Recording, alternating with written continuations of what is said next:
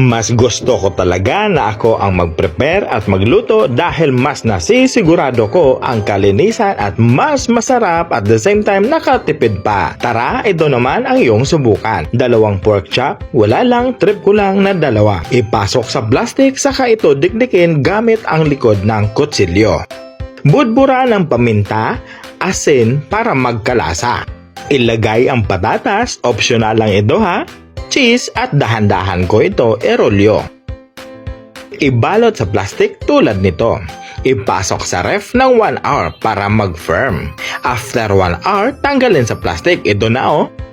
Isawsaw sa binading itlog tapos pagulungin sa breadcrumbs na may all-purpose flour. Kung gusto na mas makapal ang breadings, isawsaw lang ulit ito sa itlog at breadcrumbs. Tapos ilublob sa tamang init lang na mantika. Dapat mahina lang ang apoy. Look at that! Mapapadami na naman ang kain ko nito.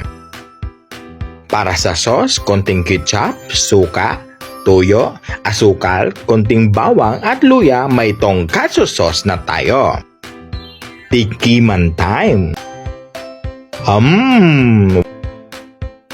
Ang init! Yummy!